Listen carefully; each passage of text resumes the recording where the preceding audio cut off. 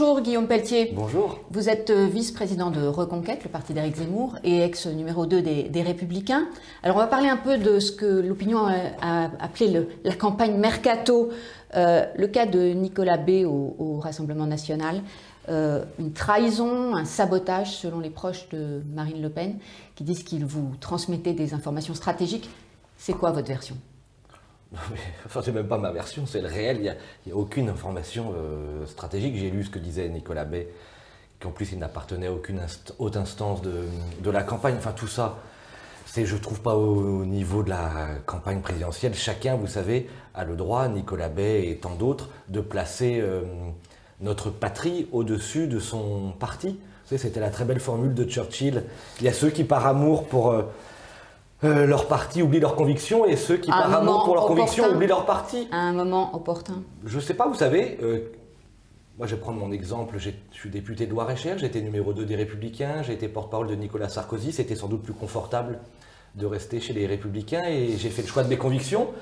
Et je pense qu'on verra ce que fera Nicolas Bay. Mais le ralliement de Nicolas Bay, c'est pour samedi, dans le Calvados. Je suis le porte-parole, moi, d'Éric Zemmour. Nicolas Bay fera son choix. Mais ce qui est important, c'est de dire qu'il y a une dynamique aujourd'hui. C'est vrai que chaque élu, chaque Français est en train de bien comprendre que le duel qui est en train de s'installer en France, c'est entre Emmanuel Macron d'un côté et Éric Zemmour de l'autre côté. On va en parler, mais juste encore sur le sujet des ralliements. Marion Maréchal, on en avait parlé, elle va basculer dans votre camp. Là aussi, c'est pour bientôt. Vous savez, moi j'ai trop de respect pour la liberté et la souveraineté de chacun pour me faire le porte-parole de qui que ce soit. J'aime beaucoup Marion, je connais bien Marion. Marion, vous le savez, a été, on l'avait fait, d'ailleurs moi je l'avais fait avec la droite forte en 2013. Elle avait posé ce concept d'union des droites lorsqu'elle avait été élue députée en 2012.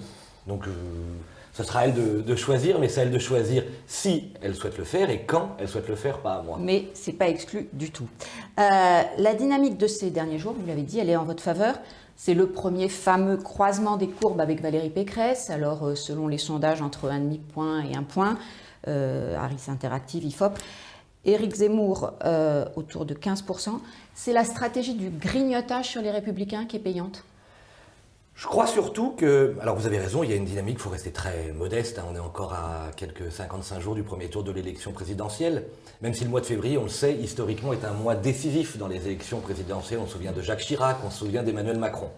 Et aujourd'hui, je le disais tout à l'heure, le duel de l'élection présidentielle entre d'un côté une vision mondialiste, financière, avec ce mépris des classes moyennes, ce mépris de la France rurale, cette vision d'une France région du monde portée par Emmanuel Macron, c'est son droit, et de l'autre, un candidat qui est en train de fédérer, de rassembler autour d'une idée toute simple, c'est l'amour de la France. L'amour de la France, et avec des propositions très fortes sur le plan migratoire et identitaire, on le sait, oui. Sur les questions économiques. Je sais que votre quotidien s'y intéresse particulièrement. Mais nous, avec Éric Zemmour, on le dit, la France est un pays socialiste.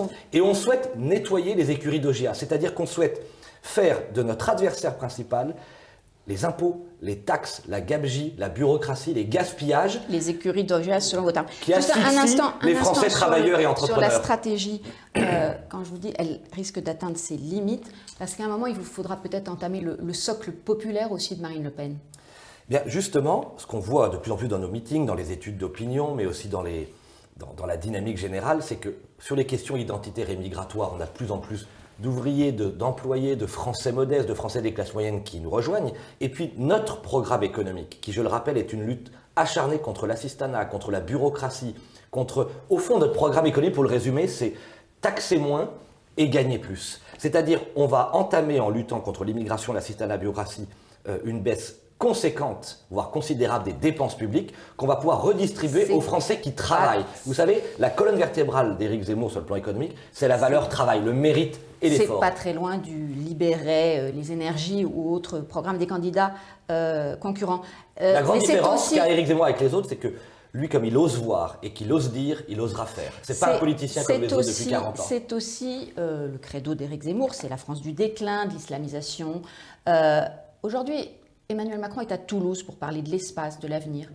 Alors, effectivement, quelle est la crédibilité d'un discours quand même très axé sur le déclin pour les milieux économiques ? Ah, mais moi, c'est ça qui marque. Vous savez qu'il est presque en tête chez les artisans, commerçants petit chef d'entreprise, Éric Zemmour. Pourquoi? Parce que non seulement il a le courage de poser ce constat, oui, aujourd'hui, il n'y a plus d'écart entre les revenus du travail et les revenus de l'assistance. Tous les entrepreneurs de France sont épuisés de charges, de taxes et d'impôts. Et je vois ma génération, vous le savez très bien, part en Angleterre, en Asie, aux États-Unis pour créer une entreprise. Il n'y a pas de contexte favorable à la création d'entreprises suffisamment en France. Emmanuel Macron, son bilan, je le rappelle, il faut que chacun le comprenne bien, c'est 6 millions de chômeurs, 10 millions de pauvres, pas loin de 3 000 milliards d'euros de dettes. Il faut mettre fin à tout ça. Vous verrez que samedi, Éric Zemmour prononcera un grand discours.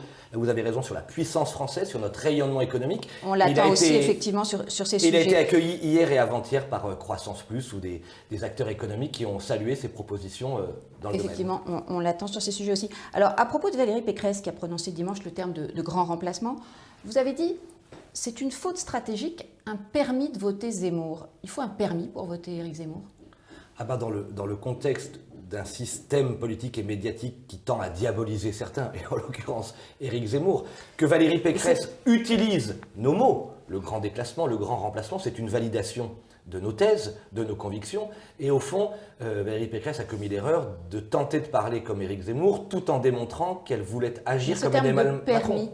C'est une transgression? Vous validez-vous l'idée que c'est une transgression? Ah bah oui, c'est une transgression par rapport à 40 années. Vous savez, moi, j'ai à peu près, je suis né dans la deuxième partie des années 70, ça fait 40 ans qu'il y a une pensée unique qui s'abat sur la classe politique. Où en privé, ils osent dire, mais en public, on ne dit rien. Éric Zemmour est le premier à dire la vérité sur l'immigration, la vérité sur l'islam politique, la vérité sur le désastre économique de l'assistanat, de la bureaucratie, des impôts et des taxes. Je vous donne un chiffre. 1000 milliards d'euros chaque année, c'est le montant des impôts et des taxes qui pèsent sur les entrepreneurs et les travailleurs français. Nous, on va mettre fin à tout ça, on va libérer, oui, les énergies tout en protégeant nos intérêts à l'extérieur. Plus de 60% des Français jugent Éric Zemmour inquiétant. Seulement 25% qu'il a l'étoffe d'un président. C'est un chiffre IFOP.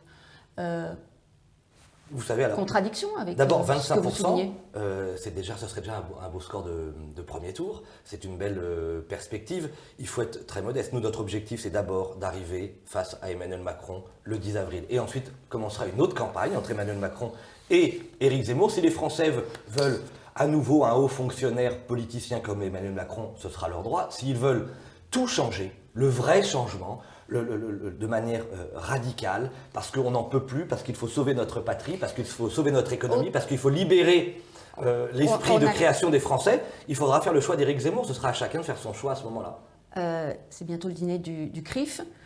Francis Khalifa, son président, a dit à l'opinion qu'Éric Zemmour est indésirable à ce dîner, qui est un grand rendez-vous annuel républicain, qu'il est devenu le chef de file des révisionnistes. Ce sont des mots sévères. Oui, mais justement, cette élite, elle est à bout de souffle. Il ne représente pas les Français juifs. Comment peut-on oser dire qu'un Français juif berbère, Éric Zemmour, est révisionniste, est antisémite? Tout ça n'a plus aucun sens. Cette tentative d'un système à bout de souffle, de discréditer le grand candidat populaire, celui qui est en train de créer la surprise à l'élection présidentielle et qui va probablement, vous le verrez, je le prédis, remporter cette élection présidentielle, tout ça n'a aucun sens. Ce sont les Français qui choisissent et non pas les microcosmes élitistes qui sont coupés de nos compatriotes. 250 parrainages sont validés par le Conseil constitutionnel, il en faut 500. Vous dites, on a les promesses. Oui, d'abord, il y a un travail extraordinaire réalisé par nos équipes, c'est vraiment fantastique, à partir de rien. Éric Zemmour n'avait pas de parti constitué, on a franchi le seuil, vous savez, des 100 000 adhérents, ce qui est fantastique. On a fait la moitié du chemin, 250 parrainages validés par le Conseil, on a franchi aussi le seuil des 500 promesses. Oui. Éric Zemmour sera candidat, mais je lance à nouveau un appel à chaque maire. Voilà, il nous manque une petite centaine de promesses, il faut que chaque maire de France se dise, ce débat démocratique, il mérite d'être posé pour le peuple français. Êtes-vous prêt à accepter des parrainages venant du MoDem, François Bayrou le propose, ou même de La République En Marche? Vous savez, nous, on travaille d'abord avec nos élus, nos sans-étiquettes. Oui, la question peut se poser. Je salue l'initiative de François Bayrou qui démontre, au-delà de nos divergences de conviction, son esprit d'éthique démocratique. Il n'est pas logique que des candidats comme Jean-Luc Mélenchon ou Éric Zemmour ne puissent pas se présenter. Donc pas de refus de principe. Non, mais nous, on se débrouille par nous-mêmes. Maintenant, si certains élus indépendants ou proches de François Bayrou considèrent que la candidature d'Éric Zemmour est légitime, et elle est légitime aux yeux des Français, qu'ils posent l'acte de déposer leur parrainage au Conseil constitutionnel. On verra très vite ce qu'il en est. Merci Guillaume Pelletier. Merci à vous.